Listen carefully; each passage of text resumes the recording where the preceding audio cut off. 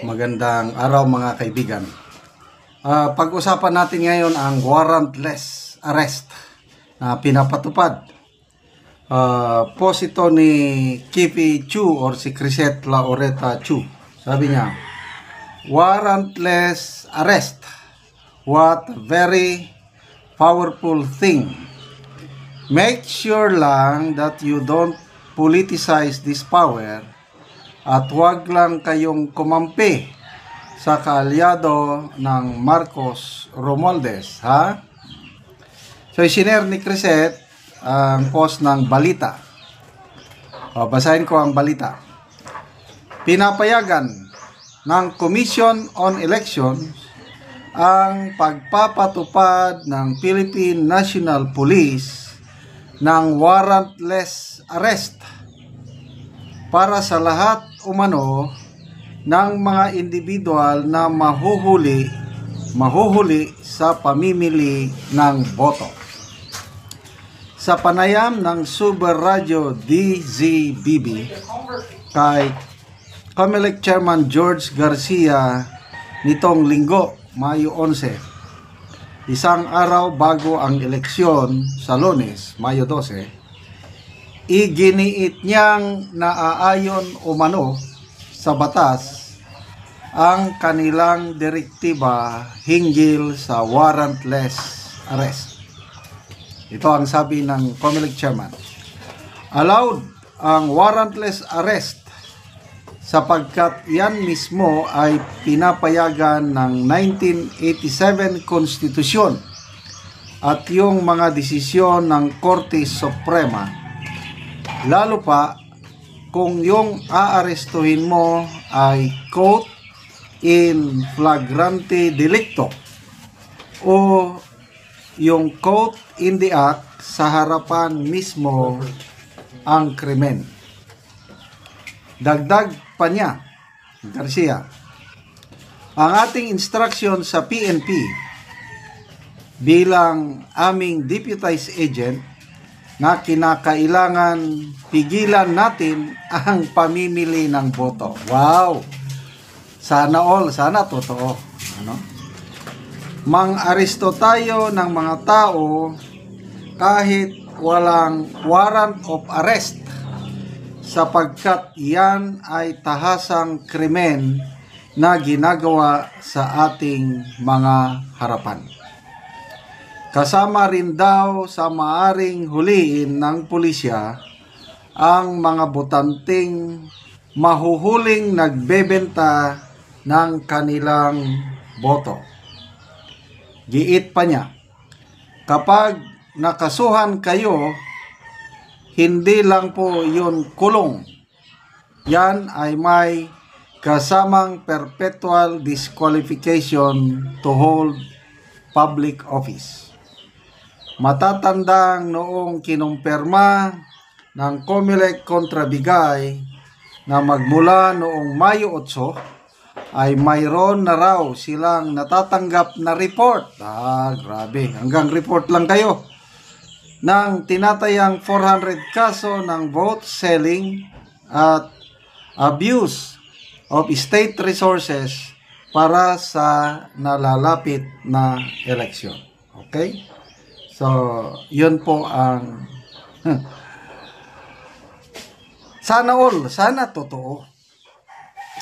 Kasi halos sa lahat na lugar sa Pilipinas, basta ganitong eleksyon na, gapangan ang tawag dyan. Gapangan, pera-pera na lang ang usapan.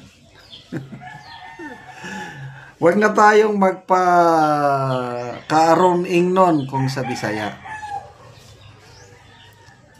Grabe, talamak ang bayaran o bentahan ng boto basta nagkakaroon tayo ng eleksyon. Kaya itong panayam ito ng COMELEC parang I don't know kung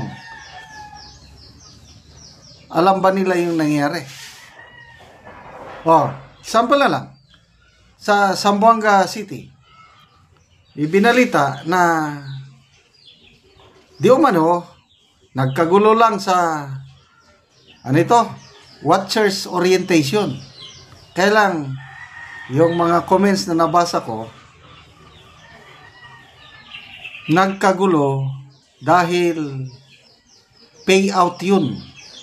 Pagbibigay ng sobre na may laman na pera at sample balot sa loob at nagkagulo, nagka-stampede at kawawa, 2 senior citizen at ang namatay at sobra 10 pa ang nasugatan na dinala sa ospital.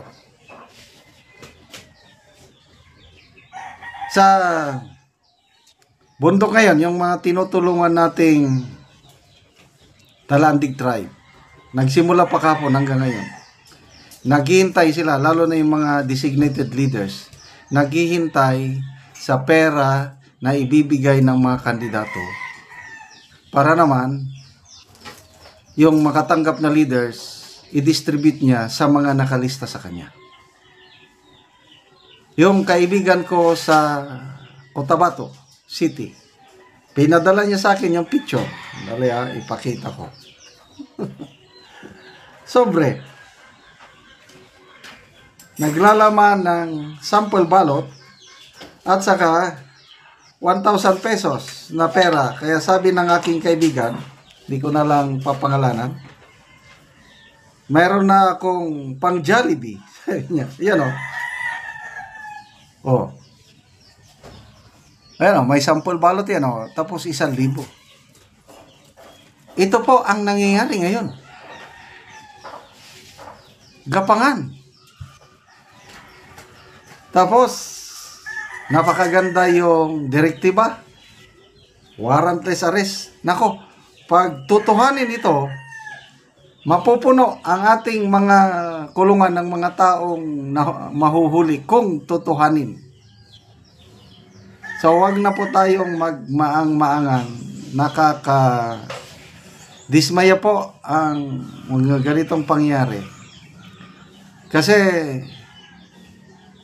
kung minsan, dahil sa kahirapan, ang mga tao, tatanggapin na lang din ng pera, lalo na yung ayuda. Okay?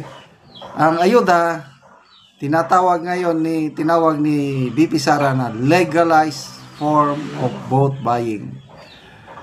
Kaya lang, yun nga, kung ayuda is 10,000, 5,000, ang daming bawas. Kakaunti na lang ang matanggap ng mga tao, mas marami ang naiiwan doon sa pinanggalingan ng pundo. Yun po ang nangyayari sa ngayon. Kaya nakakadismaya.